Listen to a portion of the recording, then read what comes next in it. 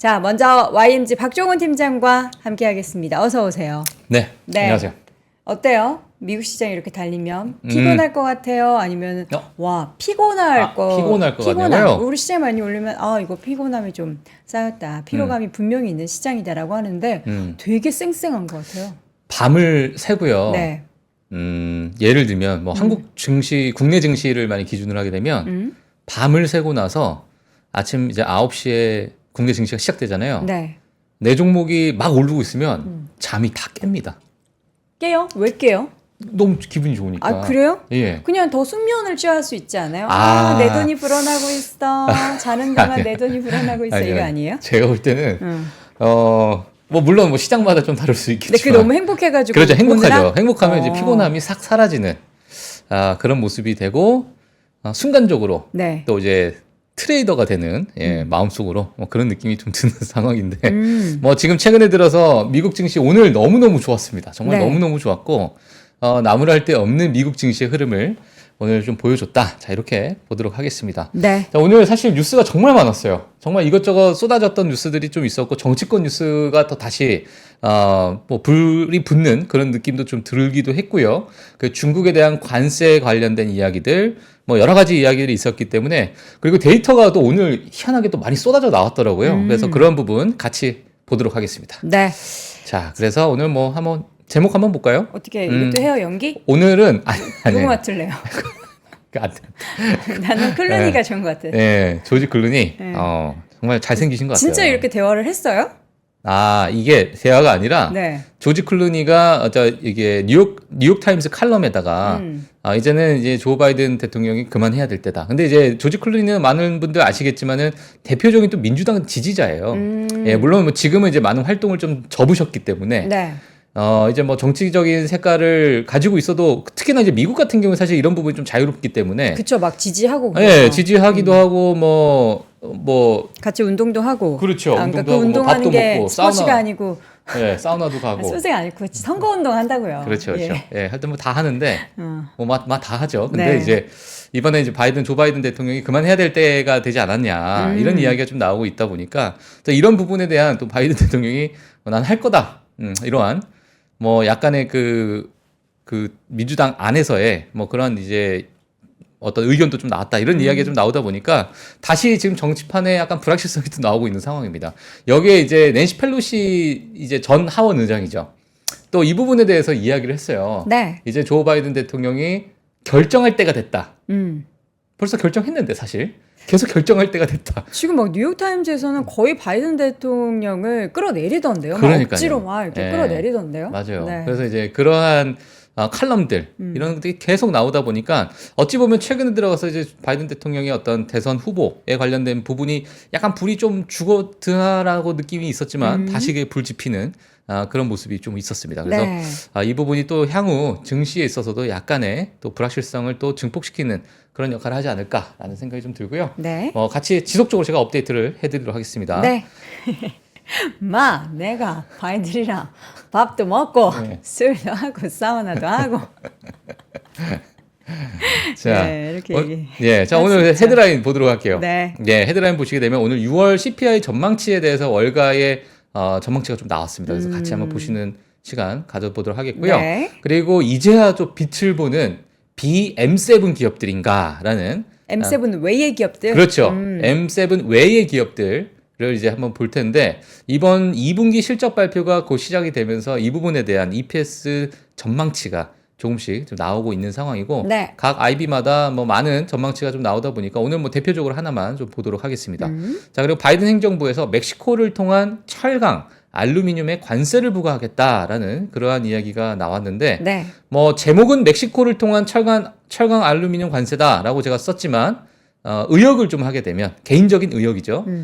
중국 애들한테 어디를 통해서 여기다가 수출할 생각 전혀 하지 마라. 이러한 메시지겠죠. 이게 쿠션, 우리 그렇죠. 3 쿠션이라고 3 쿠션. 하잖아요. 당구에서. 당구 치세요?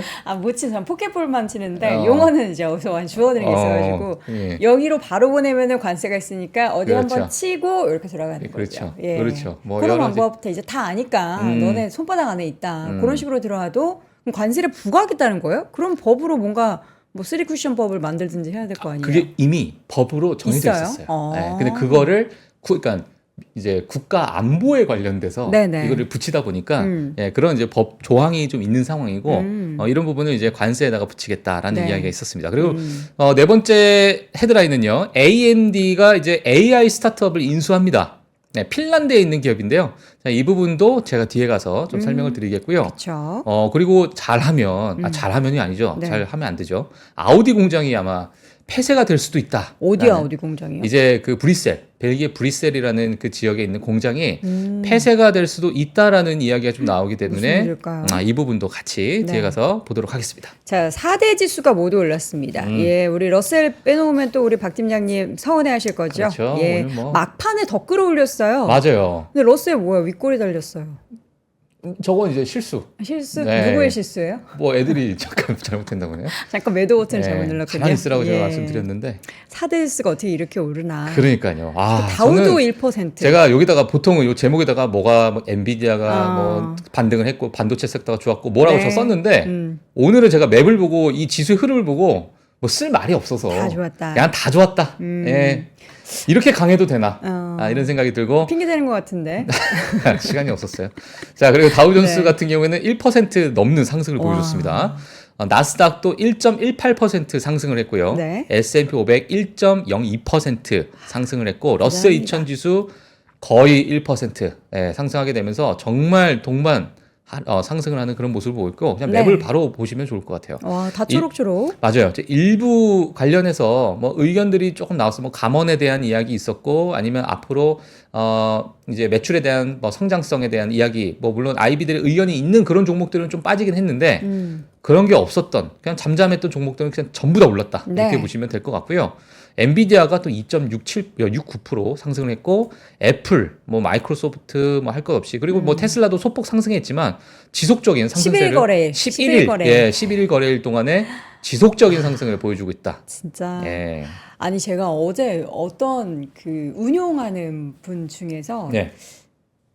건너드렸어요. 그 분이 테슬라에 너무나 확신에 가득 차 있다고 400불을 이야기하면서 지금 엄청나게 코를 외치고 있다고. 국내에서. 예. 그래서 그럼 안 가는 거 아니야? 근데 이제 그분은 뭐 운용하시는 분이니까 확신을 찬 게 이제 신빙성이 있는데 너무 막 간다고 하니까 오늘 제가 원래 저의 신조는 미국 주식은 사실 선물 받은 버크셔에서 왜 한 주 빼놓고는 다 ETF로만 투자를 하자. 그래야 내가 뻗고 잠을 잘 잘 수 있다. 네네. 인데 테슬라를 너무 사고 싶어요. 테슬라. 네. 저는 괜찮을 것 같아요. 지금 사도. 진짜 본인은 지금 이미 수익이라고. 여유 있는 자의 이야기죠. 예. 네, 축하드립니다. 11거래일째 올라서 263달러. 예. 정말 엄청납니다. 대단합니다. 진짜. 약간 감상을 해야 돼요. 이런 것들은. 감상이요? 예, 잘 잠깐 올라- 한 2초만 차트 이렇게 올라가는 거 보면서. 차트를 보고 네. 이게 가능한가? 이게 보니까 차트가 딱 지금 푸릇푸릇한 여름산 같네요. 어. 여름산 보면 다 초록색이잖아요. 그렇죠. 다 초록으로 물들었습니다. 예. 자, 그렇습니다. 정말 축하드립니다. 너무 강합니다. 정말. 자, 그리고 금리와 유가 빠르게 보도록 하겠습니다. 네. 제롬 파월의 인플레이션 다소 완화됐다라는 메시지 다시 또 전달했습니다. 오늘 이틀째 이제 하원 의장들과 함께 어떤 이제 금융 에 관련된 통화 정책에 대해서도 이제 증언하는 시간이 좀 있었는데요. 일단 뭐 지금 채권 같은 경우에는 10년물 국채 금리로 4.27% 기록을 하고 있고요. 그리고 WTI 기준으로 원유 재고가 좀 감소됐다라는 그러한 이야기가 좀 나오게 되면서 또 일부 상승하는 조금 82달러, 올랐네요. 예, 82달러를 기록을 하고 있습니다. 자, 이 부분도 같이 보시면 될 것 같고요. 자, 오늘 기업별 소식 빠르게 보도록 하겠습니다. 인투이트입니다. 아마 다들 아시는 터보텍스 모 회사다라고 다들 아실 것 같은데 이 기업 자체가 인공지능 투자를 위해서 전체 인력의 10% 감원을 발표했습니다. 이게 약 1,800여 명 규모인데 이 부분을 엔지니어링, 제품, 소비자 중심 역할을 위해서 1,800명을 재고용할 계획이다. 그러니까 기존에 있었던 1,800여 명을 감원을 하고 인공지능에 관련된 그러한 어떤 부문에 대해서 이제 다시 재고용하겠다 이런 이야기가 좀 나오게 됐는데 주가는 좀 일부 좀 빠졌습니다. 그래서 그 부분 체크해 주시면 될 것 같고요. TSMC가 6월 매출에 대한 발표가 나왔어요. 근데 지난달 대비해서는 9.5% 감소했다. 6월 매출이. 하지만 전년 동기 대비해서는 32.9% 증가했다라는 이야기가 나오게 되면서 주가가 3% 상승했는데 지난 상반기 동안에 1월부터 6월 동안에 상반기 동안에 작년 대비 매출이 28% 증가했다고 합니다. 네. 예, 그렇게 되면서 뭐 지속적인 뭐 TSMC는 뭐 많은 빅테크들의 많은 러브콜을 지금 받고 있는 상황이고 예, 그런 생산 라인을 뭐 거의 독점적으로 가지고 있는 상황이다 보니까 네. 자, 이 부분에 대한 모멘텀은 아마 지속적으로 이어지지 않을까라고 보고 있고요. 월가에서도 많은 그런 의견들이 나오고 있는 상황입니다. 그럼 TSMC 지금 시총 1조 달러 다시 넘었나요? 넘었죠. 어제는 종가 기준이 아니고 네. 장중에 터치하고 내려왔는데, 내려왔는데 종가 기준으로 이제는 넘었어요. 와. 네, 넘었습니다. 예, 그래서 대박 뭐 테슬라도 부럽네요. 지금 10위권 안에 들어왔고, 네네. 예, 그래서 다 견조하게 지금 애플, 마이크로소프트, 엔비디아 순서대로 뭐 네. 지속적으로 올라가고 있다. 이렇게 보시면 될 것 같습니다. 네. 자, 그리고 카바나입니다. 중고차 이제 플랫폼 솔루션이죠. 그리고 이제 이 카바나가 니드엠에서 투자 의견 상향 소식에 주가 5%대 상승했고요. 동종업종 기업이죠. 카맥스라는 기업이 또 있는데 이 기업도 마찬가지로 옆에 있다가 같이 6%대 동반 상승했다. 자, 이렇게 보시면 될 것 같고요. 업종 전체에 대해서 긍정적인 이야기를 했다라고 보시면 될 것 같습니다. 네. 그리고 바이두인데요. 지금 최근에 로보택시에 관련된 이야기가 정말 많은데 중국 내에서 아폴로고라는 이 로보택시 이런 플랫폼 자체가 인기가 너무 높아지면서 주가가 2%대 상승을 했고요. 중국이 자율주행을 상용화하려는 노력으로 인해서 상하이 자체를 또 자율주행 도시 목록에 추가를 했어요. 근데 상하이 자체가 워낙 또 중국에서 대표적인 도시이기 때문에 이 부분에 대한 앞으로 향후 모멘텀도 지속적으로 살아있을 것 같고 테슬라 또한 8월 8일 날 로보택시 발표가 또 있다 보니까 네. 그때까지는 또 테슬라가 어느 정도의 상승세를 좀 이어가지 않을까. 그리고 또 중국 내에서 중국이 계속 밀어주고 있으니까 그렇죠. 예, 이 부분에 대한 많은 긍정적인 의견이 있다라고 보시면 될 것 같습니다. 자, 오늘 이제 마스터카드와 비자가 좀 소폭 하락을 했습니다. 뱅크 오브 아메리카에서 투자액 하향 소식이 전해졌는데 사실 마스터카드가 제가 이제 요 자료를 쓸 때는 마이너스 3%대지만 결국에 종가는 마이너스 2%대로 하락을 했고 비자는 0.5%대 하락을 했다. 그리고 현재 밸류에이션과 실적 추정치를 봤을 때는 상승이 좀 제한적이다라는 평가가 나오게 되면서 하락을 했다라고 보시면 될 것 같고요. 그리고 최근에 뭐 저희 또 3프로 TV를 통해서도 많은 분들께서 이야기를 했는데 호카에 관련된 이야기들이 많이 나왔잖아요. 네. 데커스 아웃도어가 지금 연구기관 사설 연구기관이에요. M-사이언스라는 연구기관인데 부정적인 보고서를 발표했습니다. 이러다 보니까 주가가 마이너스 5%대 하락을 했고요. 네. 왜 부정적인 보고서를 발표했느냐? 최근 6월에 호카와 어그의 매출을 보니까 성장이 너무 눈에 띄게 둔화가 됐다. 이러한 모습. 물론 성장을 안 하는 게 아니라 너무나도 성장세가 가파랐기 때문에 이번 6월 달에 약간의 피크아웃이 된 게 아니냐라는 그러한 보고서가 발표가 됐습니다만 뭐 지금 최근 들어가지고 뭐 호카 같은 경우에는 매출이 워낙 좋기 때문에 뭐 이 부분도 향후 지속적으로 좀 업데이트를 해드리도록 하겠습니다. 네.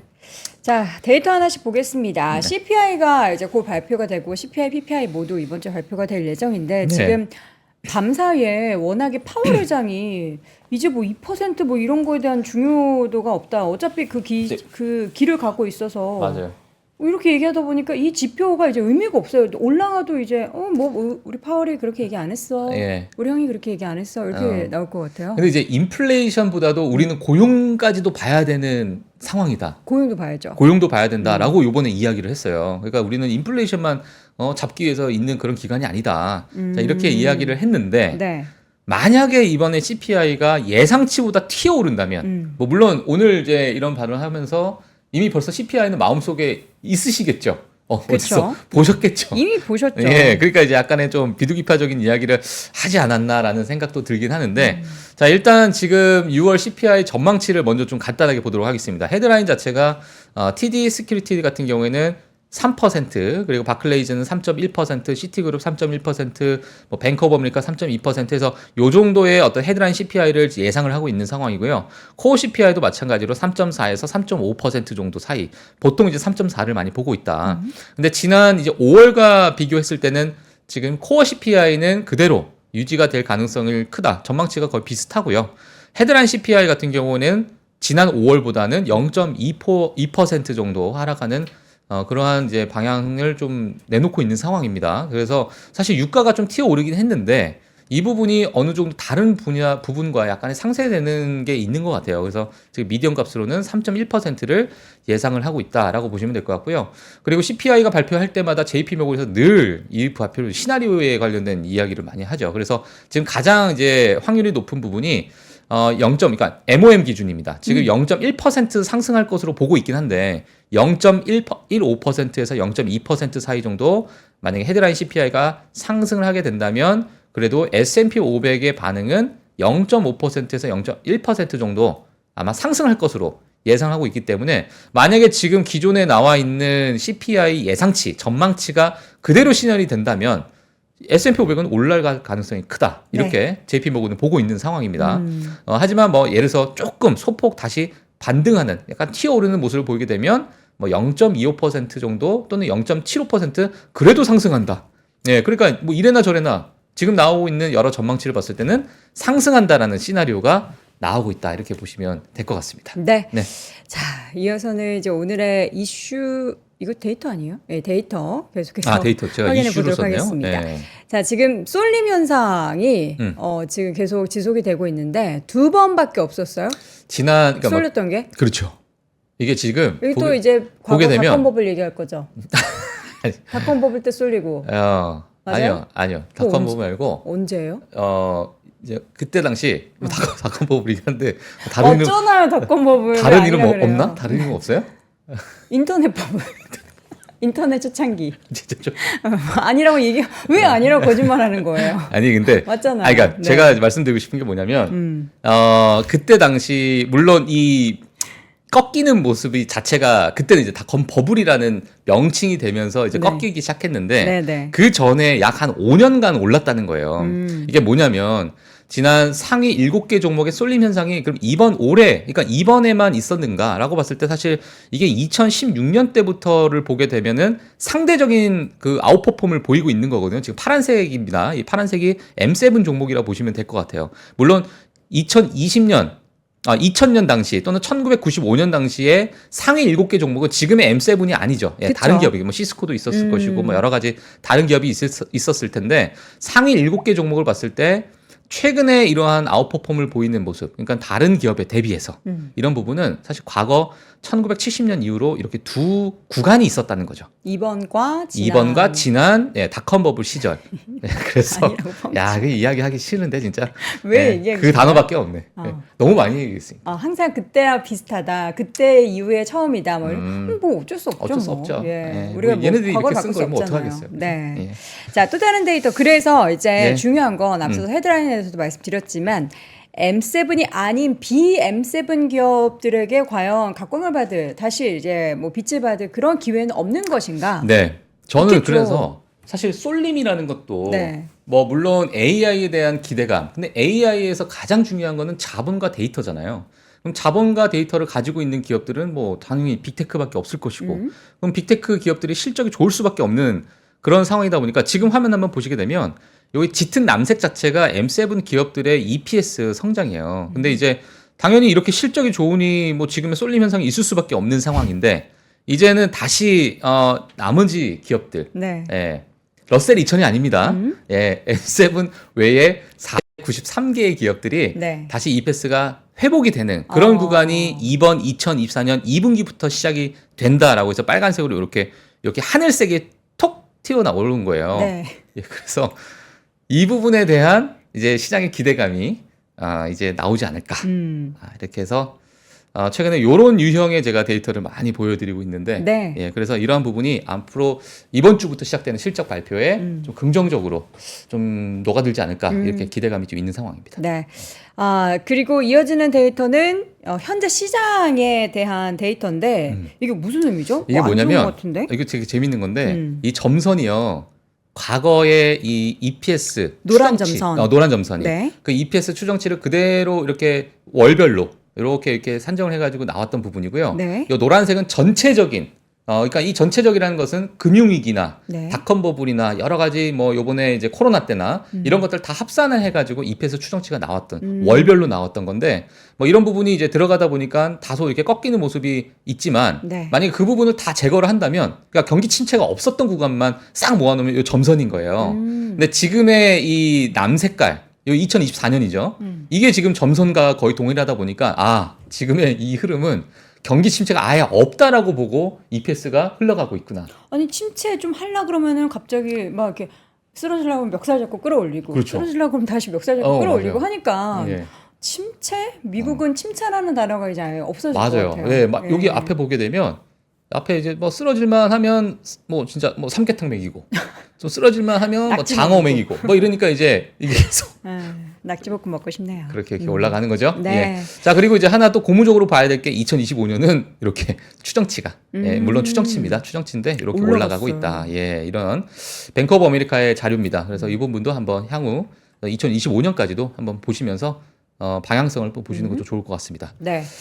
그리고 미국 시장이 지금 패시브 펀드가 대세라는 게 왜죠? 이게 지금 예, 이제 액티브 펀드라는 부분 아마 과거에 우리 펀드 매니저들 우리가 직접 증권사를 찾아가서 네. 저 펀드 가입할게요 네. 라고 하는 뭐 그런 부분이 이제는 거의 뭐 많이 사라지고 있는 상황이다 보니까 그러니까 이제 많은 분들이 우리나라는 사실 이제 그 운용하는 분들의 개인 재량을 발휘할 수 있는 액티브 ETF가 되게 많이 출시되고 있잖아요. 맞아요. 사실 그 미국의 이런 액티브 펀드를 되게 부러워하는 그런 국내 투자자들을 위해서 액티브를 많이 출시하고 있는데 예. 미국은 오히려 패시브로 가고 있다라는 게 그렇죠. 뭐 이유가 있을까요? 근데 물론 이제 비중 차이를 보게 되면 네. 원래도 몇 년 전부터 몇 년 전까지만 해도 그래 액티브의 비중이 더 높긴 했어요. 높긴 했는데 최근 들어가지고 이제는 패시브 펀드 자체가 이제 54%로 이제 대세를 이루고 있고 이렇게 그래프를 이렇게 보게 되면 점점 이제 양분화되는 상황이죠. 네. 예, 그래서 이건 정말 이제 과거에 ETF의 출현으로 인해서 이게 지금 패시브 펀드 자체가 많이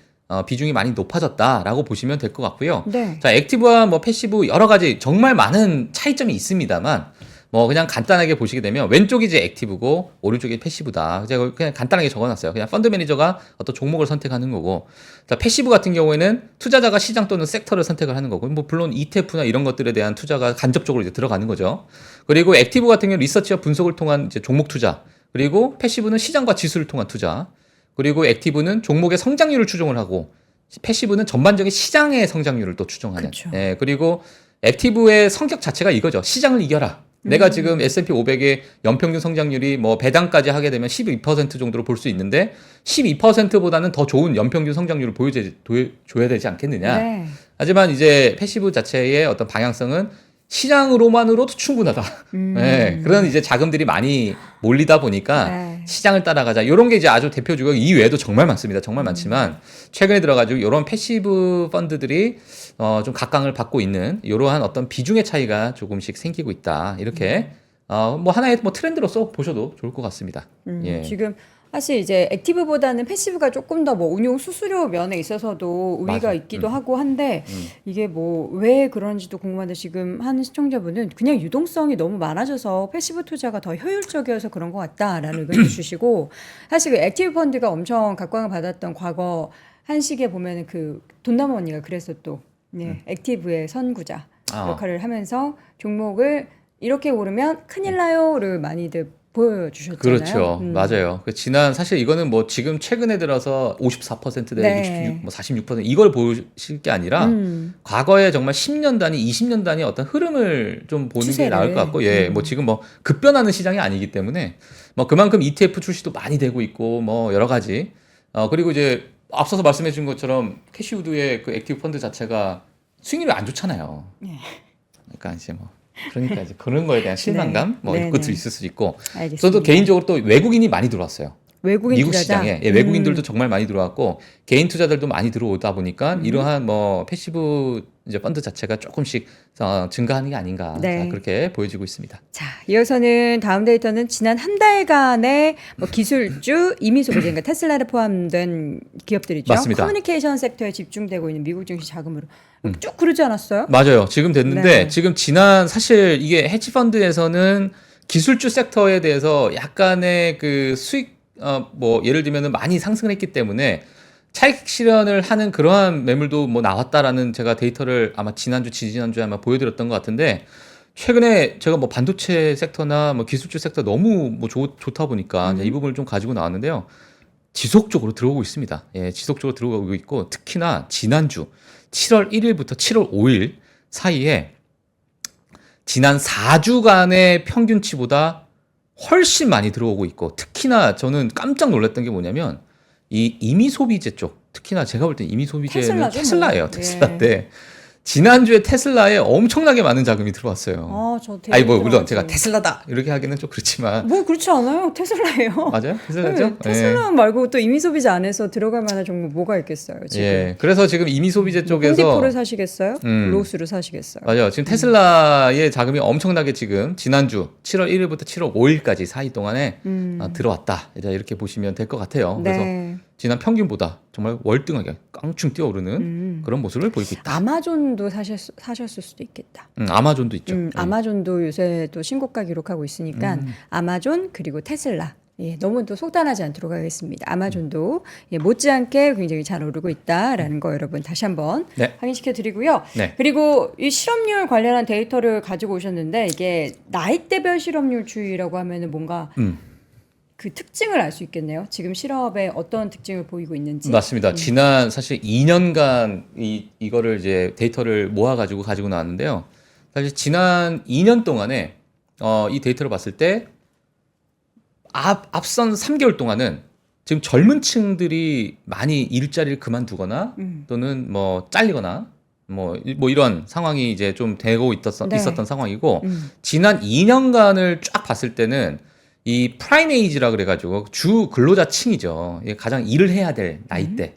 여기서 정말 많은 실업률이 증가를 했어요. 이게 물론 이 자체는 이민자를 제외한 겁니다. 네. 미국에서 태어난 미국인들을 기준으로 했기 때문에 지금 어찌 보면은 이 부분이 노동시장에서 약간은 뭐 실업률이 좀 올라가고 있다, 0.1% 올라가고 있다라는 것도 중요하지만 근데 지금 가장 일을 해야 될 나이대에 있는 그 주 근로자층 자체가 가장 지난 2년 동안에 가장 많은 실업률 또는 일자리를 그만뒀던 그런 부분이기 때문에 이 부분이 향후 노동시장을 또 좀 더 좀 악화시키는 게 아니겠느냐라는 이야기들이 좀 나오고 있는 겁니다. 예, 이 부분들이 다시 들어와야 되는데, 예, 그래서 이 부분에 대해서 지금 나왔기 때문에 제가 뭐 그냥 간단하게 좀 가지고 나왔고요. 네. 지금 노동시장이 너무나도 관심을 받고 있기 때문에 정말 많은 데이터가 지금 나오고 있는 상황이고 향후 만약에 실업률이 더 튀어오른다 또는 제롬 파월 의장이 노동시장에 대해서 지속적으로 좀 경각심을 좀 일깨워준다라고 하는 그런 뉴스가 나오게 되면 제가 노동시장에 관련된 데이터를 한번 싹 긁어서 네. 한번 오도록 하겠습니다.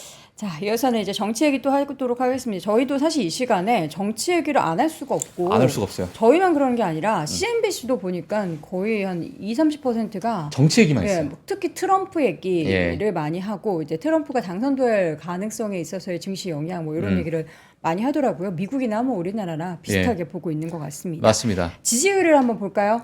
네, 지금 민주당. 뭐 미국에서는 뭐 다양한 베팅 사이트가 있어요. 자, 뭐 민주당 대선 후보가 누가 나오겠느냐 이런 베팅하는 사이트, 아니면 앞으로 뭐 대통령이 누가 되겠느냐 뭐 여러 가지 이런 사이트들이 있는데 네. 이게 지금 뭐 주가 분봉처럼 그때 나와가지고 지지율을 계속적으로 이게 추종하는 겁니다. 지금 이게 지금 5분봉입니다. 5분봉. 근데 이때가 뭐냐면 바이든이 나 대선 나갈 거야 말리지 마라라고 얘기했을 때 갑자기 상승하면서 이제 카말라 해리스 자체는 내려오는 그러한 부분을 보여줬었고 지금 가장 최근에 지금 어제인데 펠로시가 빨리 결정할 때가 됐다. 결정이 미리 했는데 벌써 계속 결정을 하래요. 나갈 거라고. 네, 계속 결정을 하라. 이런 얘기가 하니까 지지는 내가 못하겠다. 이런 얘기가 나오다 보니까 다시 또 빠지는 이런 모습이 보이고 있습니다. 네. 자, 그러다 보니까 다시 또 정치 관련된 이야기들이 지속적으로 나올 것 같고요. 저희 이 부분에 대해서도 한번 네. 뭐 업데이트를 해주시면 좋을 것 같습니다. 약간 트럼프 입장에서는 마음의 여유가 엄청 많이 생겼을 것 같아요. 그러니까 민주당 안에서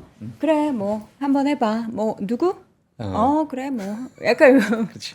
그리고 지난 어떤 과거에 이러한 어떤 이슈가 계속 있는 정당 자체가 네. 뭐 대통령이 되기가 정말 힘들었잖아요. 그러니까 가와 만사성이라 했습니다. 트럼프 예. 입장에선 그냥 더 싸워라. 더 싸워라. 그쵸. 싸워라. 더 싸우고 뭐 싸워라. 이래라. 이런 거를 아마 좀 바라지 않을까라는 네. 생각이 좀 듭니다. 자, 4개월 남았습니다. 4개월 남은 사이에서 과연 또 어떠한 변수가 시장에 전달될지는 누구도 모르는 겁니다. 자, 이어지는 오늘의 이슈 밤사이에 가장 뜨거웠던 게 이제 하원 출석해서 이분이 누구죠? 파월. 무슨 얘기를 했길래? 네, 뭐 뻔한 얘기 했지만 조금 더 비둘기파적이었어요. 네, 이거 시장 친화적이었어요. 아주. 파월이 오랜만에 조금 잘생겨 보이는 날이었어요. 그래요? 네. 네, 취향을 알겠습니다. 아니 그렇다고 제 취향이 파월은 아니고요. 네. 자, 저희 인플레이션뿐만 아니라 고용시장 둔화에도 점점 더 주의를 기울이고 있다라는 이야기를 하게 되면서 네. 이 부분에 대한 그러니까 무게 중심 자체를 인플레이션에서 이제 고용시장 쪽으로 이렇게 간다라는 얘기는 결국에는 경기 성장에 대한 둔화에 대해서 더 우리는 집중한다. 결국에는 경기 성장에 대한 둔화, 경기 둔화에 대해서 한다라고 함은 금리 인하에 대한 또 연결이 되다 보니까 이게 이제 시장에서 가장 환호했던 부분인 것 같고요. 사실 여러 가지 이야기들이 있었지만은 뭐 40년 동안 최악의 인플레이션 극복에서 상당한 진전이 있었다라는 이야기, 그리고 금리를 너무 적게 인하하면 늦게 하거나 너무 적게 인하하게 된다면 고용 시장이 약화될 수 있어. 이렇기 때문에 자, 우리 금리 인하에 대해서도 한번 생각해 봐야 되지 않을까 하는 이제 그 이야기를 듣고 나서 시장에서는 이제 그런 해석을 한 거고요. 그리고 선거와 상관없이 필요한 때 그리고 필요한 정책을 펼칠 것이다라는 그러한 멘트까지도 한번 마지막에 멋있게 날려주시면서 일단 비둘기표적인 그러한 이야기를 좀 했습니다. 네. 자, 그래서 제가 밑에 CME 페드 워치 2를 가지고 나왔는데요. 지금 70% 9월 금리 인하 70%를 이게 67까지 갔다가 다시 또 70%까지 올라가는 그런 모습을 보였다. 이렇게 네. 보시면 될 것 같습니다. 와, 9월 되게 먼 것 같은데 그 2달 사이에도 저 숫자가 어떻게 변하게 될지도 그렇죠. 추석 때요. 궁금하네요. 추석 때. 9월 18일이니까. 아, 추석이 9월 18일이에요? 아마 그 정도 되지 않아요? 모르겠어요. 몰라서 추석 여쭤- 이후인가? 네, 예. 어쨌든 추석 전으로 우리에게는 금리 인하라는 것들이 선물이 될 수 있을까? 아, 모르겠어요. 금리 인하 하는 게 마냥 좋은 건지 물론 뭐 좋다라고 생각을 하지만 한편에서는 금리 인하부터 시장이 금융시장이 오히려 주식시장이 조정을 염두에 둬야 된다라는 네. 시각도 있기 때문에 여러분들이 무조건 마냥 좋다라고 생각하시는 걸 조금 경계하셔야 되지 않을까 맞아요. 싶고요. 네. 자, 이어지는 이슈 이제 쓰리쿠션 금지 조항. 네. 네. 잠시만요. 뭐 여기 어떤 제가 걸 화면이 집중하신가요? 밑에 좀 잘려가지고. 네. 요 글자가 네, 많은 괜찮아요, 분들께서 괜찮아요. 또, 예, 다 또 보셔야 이해하십니다. 되는데. 예. 바이든이 멕시코를 경유해서 수입되는 외국산 철강과 알루미늄에 관련한 그 세금을 부과하겠다라고 했습니다. 네. 경유해서 오지 마. 예. 바로 와. 그냥 세금 맞이해. 이거죠. 세금 맞이해? 낼 맞아요. 건데. 내라. 진짜 내면 어떡하죠? 내면은 뭐. 냈는데도 가격이 싸.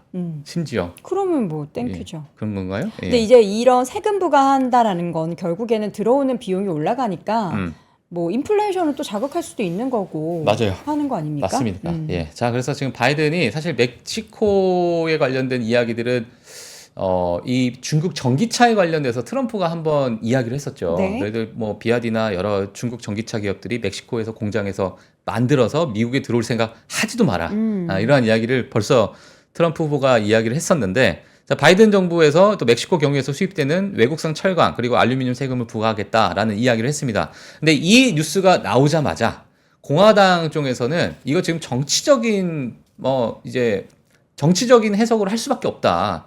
왜냐하면 이 바이든이 이 발표를 하자마자 민주당 쪽에서는 바이든은 이렇게 중국에 대해서 관세를 하고 자국주의를 하고 있는데 공화당은 이런 얘기도 안 했다. 라는 이야기를 또 막 하고 있는 거예요. 그러니까 지지율을 위해서 네, 하고 그러다 있는 보니까 거죠. 중국 때리기가 하나의 뭐 정치적인 어떤 공약 자체로 좀 나오고 있는 상황이다 보니까 뭐 그렇게 해석이 되고 있는 상황인데, 네. 자, 일단은 지금 멕시코에서 재련되거나 주조되지 않는 철강에서는 25% 관세가 부과되고 알루미늄에서는 10%가 관세가 부과가 됩니다. 네. 자, 근데 이 부분은 결국에는 멕시코로 들어오는 것들은 미국 국가 안보를 위협할 수 있는 수입품에 적용되는 뭐 무역 확장법 232조를 이제 이 부분을 이제 적용하다 보니까 이렇게 뭐 될 것 같다라고 보시면 될 것 같고요. 사실 제가 이 뉴스를 가지고 나온 부분은 우리 국내 시장 보시는 분들도 지금 최근에 중국 관세에 대한 이야기가 나오게 되면 해당되는 섹터들이 또 약간 출렁거리는 부분이 좀 있었기 때문에 자, 그 부분도 뭐 같이 좀 참고하셔도 좋을 것 같습니다. 네.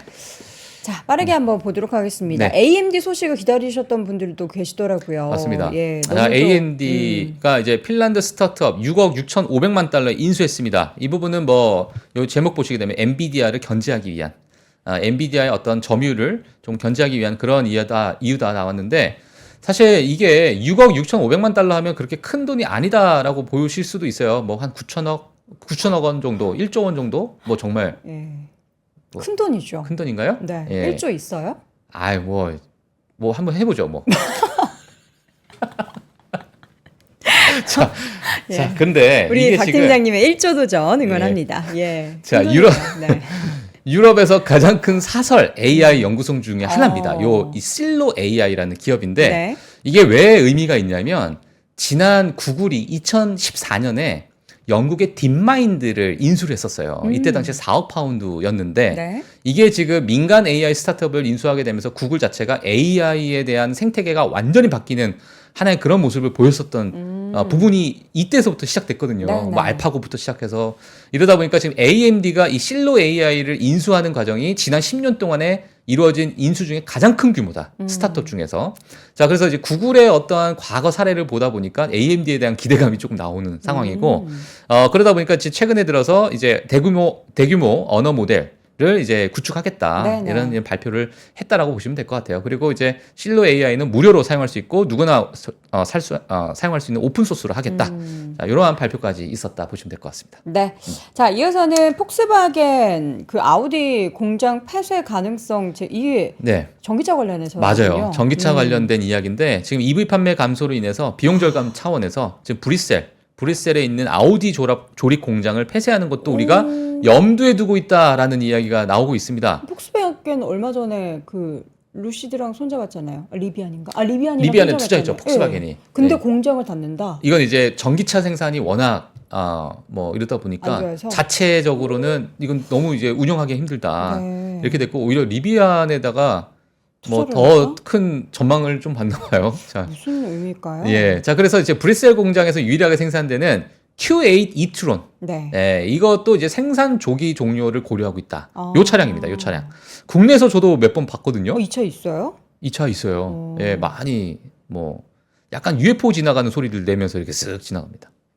전기차가 약간 그런 그렇죠? 소리죠. 예, 안 속았네요. 자, 그래서 자, 공장 경영진이 이미 회사 협의에 연락해서 현장을 재구조할 계획을 발표했고요. 아직 결정이 내려졌다는 것을 의미하는 건 아니다. 근데 이제 보게 되면 지금 아우디의 2024년 2분기 매출이 11% 이상 감소했어요. 아우디가요. 네. 그리고 폭스그룹 전체 EV 전체 인도량이 지금 올해 상반기 동안에 마이너스 8% 정도, 그러니까 좀 감소했고요. 포르쉐 타이칸 또한 인도량이 51% 감소했다고 합니다. 2분기 동안에. 자, 그러다 보니까 뭐 중국에서도 큰 타격이 있었고, 자, 이런 부분이 있어가지고 공장을 일시 뭐 이렇게 어떤 구조 조정을 해야 되지 않나, 네. 이런 이야기가 나왔다 보시면 될 것 같습니다. 네. 자, 이렇게 해서 오늘 폭스바겐 소식까지 전달드렸습니다. 오늘도 1조를 목표해서 달리고 있는 YMG 박종훈 팀장과 함께했습니다. 고맙습니다. 네, 고맙습니다. 박근영, 이선영, 사경인, 염승환 투자 마스터들의 세심한 케어로 건강한 투자 습관을 만드세요.